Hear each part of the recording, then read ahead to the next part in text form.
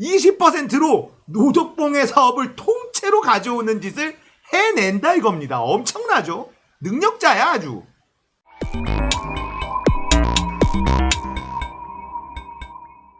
안녕하세요.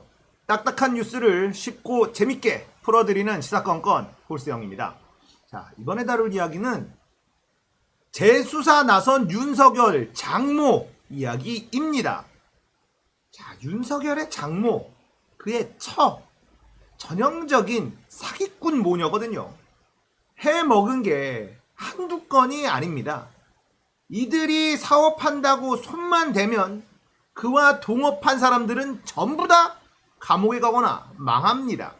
그리고는 이 모녀들이 그 사업의 이익을 전부 다 가져가 버리는 이런 일들이 비일비재하게 한두 건이 아닌 여러 건이 일어났습니다. 자, 이런 일들이 어떻게 가능했느냐? 바로 뒷배가 있었던 거죠. 사위가 윤석열이에요. 자, 이 장모가 건드리는 사업마다 항상 소송이 난무합니다. 그리고 같이 사업을 했었던 사람들은 기소가 되고 감옥에 가고 이런 일이 벌어지지만 언제나 이 장모는 기소도 당하지 않고 유유히 빠져나갔습니다. 왜겠습니까?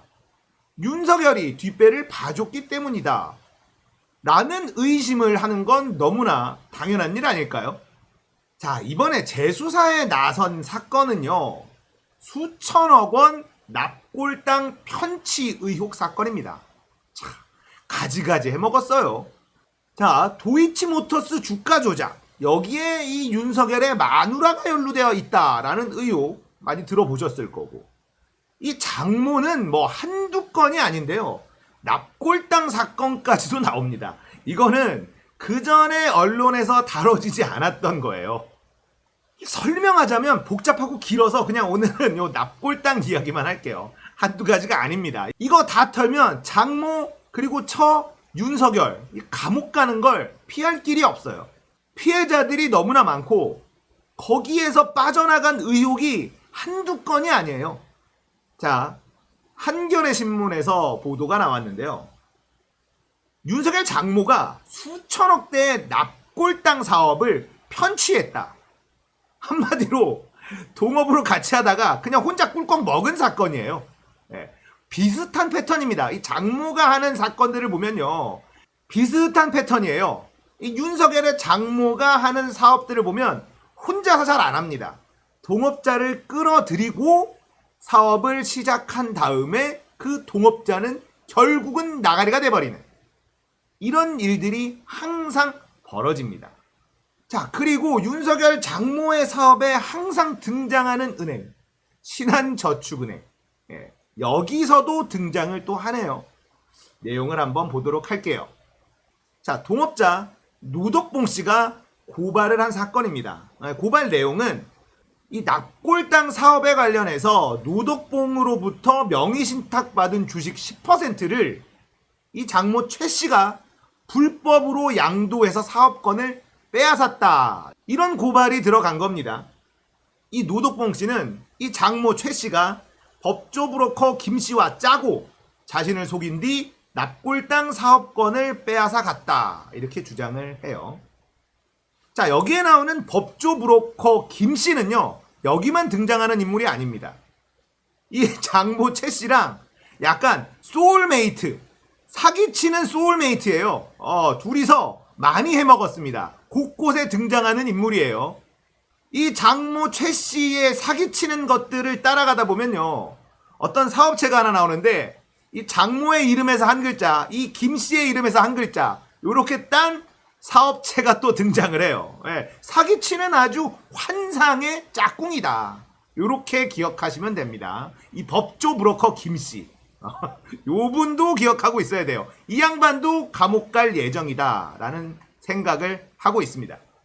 경찰이 이 사건을 불기소 의견으로 검찰에 송치를 했어요. 그런데 검찰이 보완 수사를 요청을 해서 경찰이 재수사를 하게 됐다라는 이야기죠. 자, 경찰에서 수사를 했는데 불기소 의견으로 검찰에 송치를 했다. 그런데 검찰이 이걸 받아서 재수사 요청을 했다. 여기가 포인트예요. 윤석열의 힘이 빠지고 있다라는 뜻이죠. 경찰에서 이거 증거 찾기가 좀 어려워요. 이거 불기소감이에요. 라고 의견 송치. 그런데 검찰에서 다시 수사해. 윤석열의 힘이 빠졌다. 이걸 의미하는 겁니다. 이 포인트가 굉장히 중요한 부분이에요. 윤석열이 조국과 그의 가족들을 털고 추미애와 싸우고 막 이럴 때 그냥 의기양양하고 내 아래 검사들아 나를 믿고 따라와라. 내가 검찰을 지켜주겠다. 뭐 이러면서 온갖 만행을 막 저질렀을 때 그때라면 경찰에서 불기소 의견으로 송치한 사건을 재수사하라고 할 수 있었을까요? 그럴 수 없죠. 윤석열이 우리 검찰을 지켜줄지도 몰라 라는 희망을 가지고 검사 동일체라는 이 깡패 같은 단어 하나 붙들고 무조건 불기소 했을 텐데 지금은 검찰에서 이거 재수사해라 라는 지시가 내려간다는 거. 이 얘기는 윤석열을 잡아야 된다라는 검찰 내부의 세력이 커지고 있다라는 뜻입니다. 윤석열의 레임덕. 한낱 검찰총장의 레임덕이라는 말이 참 말이 안 된다라는 생각이 드는데 그만큼 검찰은 막강한 권력을 가지고 있다는 뜻이기도 해요. 임명직인 검찰총장이 레임덕이 온다? 참 아이러니한 말입니다. 있을 수 없는 일이지만 지금 현재 대한민국에서 일어나고 있는 일이다라는 걸 우리가 알고 있어야 돼요. 자, 이 납골당 사업이 어떤 식으로 이 윤석열의 장모가 꿀꺽했는지 간단하게 정리해 드릴게요. 이 노덕봉 씨, 사업가 노덕봉 씨가 2005년에 경기도 양주에 22,000평대 토지와 사업권을 삽니다. 이 납골당을 만들기 위해서요. 그리고 이제 2006년 2월에 시공사와 공사 도급 계약을 맺습니다. 그리고 신한은행에서 45억 원을 대출을 받아요. 그리고는 이 시행사 주식회사 엠파크라는 회사를 차린 뒤에 대표이사에 올라갑니다. 이 노덕봉 씨가 납골당 사업을 하기 위해서 땅도 사고 시공사랑 공사 도급 계약도 맺고 은행에서 45억 원 대출도 받고 시행사를 차려서 거기에 대표이사로 올라간다는 뜻이에요. 이제 납골당 사업을 진행하는 준비가 거의 다 끝난 상황이죠. 자, 그런데 이제 자금이 추가적으로 더 필요했던 거예요. 자, 이렇게 공사를 진행을 하다 보니 추가 자금이 필요해진 겁니다. 그래서 2009년에 신한저축은행, 신한저축은행, 이 신한저축은행 아시죠? 장모가 그 위조한 거, 서류 위조한 거, 잔고 서류 위조한, 거깁니다. 신한저축은행. 이 윤석열 장모와 아주 끈끈한 그런 사이인 저축은행이에요. 자, 이 신한저축은행으로부터 120억 원을 추가로 대출을 받습니다. 자, 120억 원이라는 큰 돈을 대출을 할 때는 뭔가를 걸어야 될 거 아닙니까? 그래서 이 납골당의 사업권 명의를 재단법인 어떤 공원에다가 맡깁니다. 채무 변제 완료 후에 사업권을 돌려받겠다. 이런 약정을 걸어요. 자, 이 약정을 시공사와 신한저축은행 이렇게 체결을 합니다. 지금의 상법상에 납골당 사업은 재단법인만 할 수 있기 때문에 대출을 위한 담보로 재단법인의 명의를 맡긴 거. 이해가 좀 되시죠? 자, 큰 돈이 들어가는 사업이라는 겁니다. 그래서 초반에 본인이 준비를 하고 추가적인 자금을 신한저축은행에서 대출을 받으면서 이 담보를 사업권으로 건 거예요. 자, 재단법인에게 사업권을 맡기는 신탁을 하는 요렇게 약정을 걸어둡니다. 그렇게 해서 120억 원을 대출을 받았다라는 얘기죠. 자, 이렇게 해서 공사가 순조롭게 진행이 됩니다. 2013년도에는 양주시청에서 납골당 분양 승인도 받았습니다. 그 당시에 이 사업의 평가액이요 1,890억 원. 어마어마하죠. 그러니까 분양만 차질 없이 진행이 되면 대출도 다 갚고 사업권도 차지할 수 있는 그냥 사업이 착착 진행되고 있었던 거예요. 그런데 여기서 시공사랑 신한저축은행이 시행사에게, 이 노덕봉이 사장으로 있는 이 시행사에게 니들 권한을 다 상실했으니까 야 이제 꺼져 이래버린 거예요. 어? 이게 뭔 소리야? 자, 시행사 사무실, 노덕봉의 사무실에는 용역 깡패들이 들어오고 점거를 하면서 분양을 못하게 해요. 자, 이러면서 법적 분쟁이 일어납니다. 자, 어떻게 되는지 대충 감 잡히시죠? 신한저축은행이 등장을 한다라는 것만으로도 대충 냄새가 나요. 자, 사업이 거의 다 진행되고 있었는데 이 약정을 빌미로 신한저축은행과 이 시공사가 이 노덕봉에게 네 사업 이거 못하게 할 거야 딴지를 딱 걸면서 법적인 소송에 들어갑니다. 자, 노덕봉이라는 사업가는 정말 황당했겠죠. 자, 이때 노덕봉에게 내가 너를 도와주겠다라는 사람이 등장을 합니다. 이 사람이 누구냐?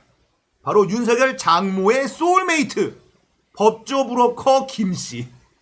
이 사람이 딱 나타납니다. 자, 그러면서 윤석열 장모 최 회장하고 윤석열 검사한테 내가 잘 말해서 사업을 되찾아주겠다. 그러니 나를 공동대표로 앉혀달라. 이렇게 요구를 했다고 합니다.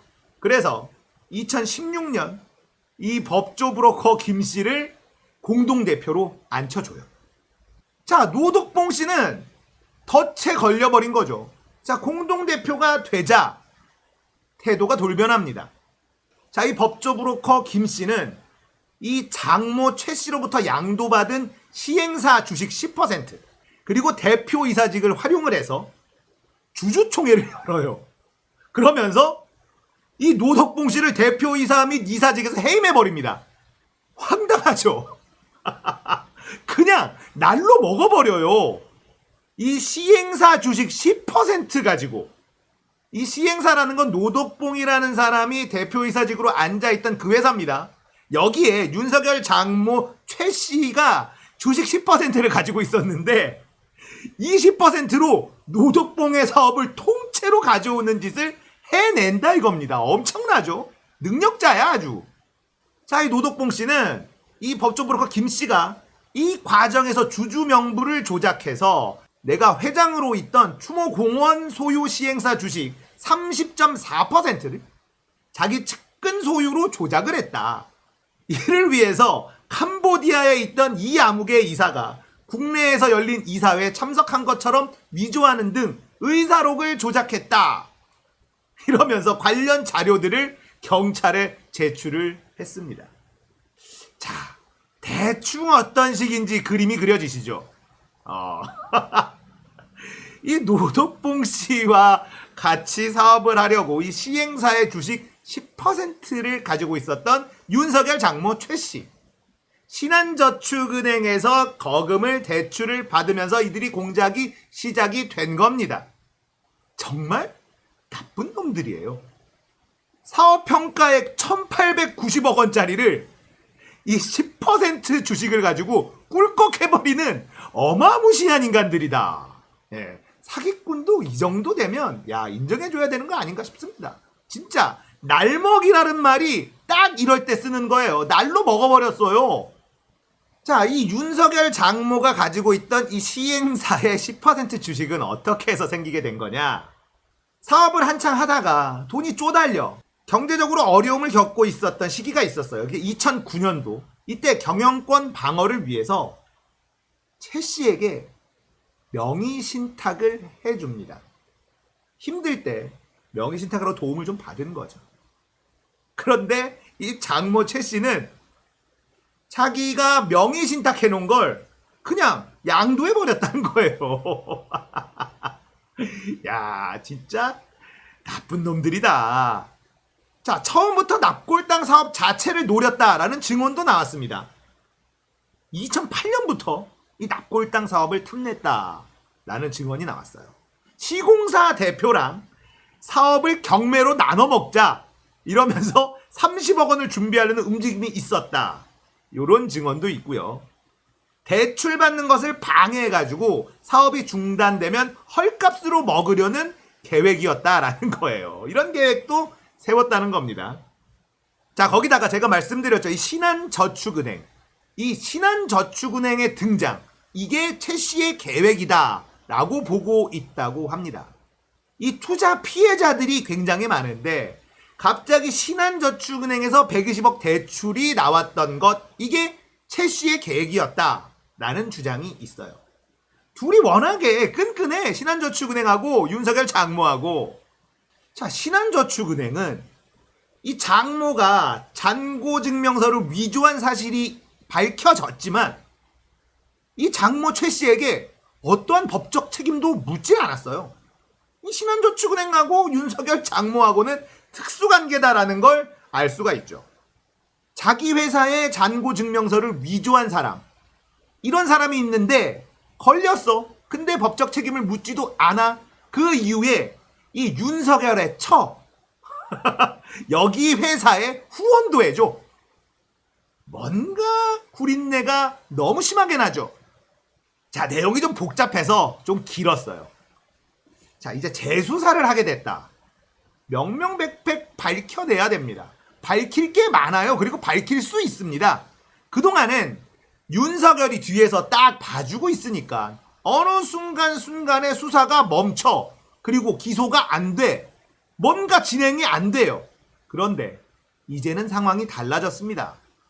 힘 빠진 윤석열, 이제 감옥 갈 일만 남았다. 그 장모와 그의 처도 감옥 갈 일만 남았다. 자, 오늘 이야기는 여기까지입니다. 시사건건은 노무현의 시대가 오는 그날까지 계속됩니다. 공감되셨다면 윤석열과 그의 장모, 그의 처가 응당한 벌을 받아야 된다라고 생각하는 분이시라면 구독, 좋아요, 알림 설정 부탁드릴게요. 감사합니다.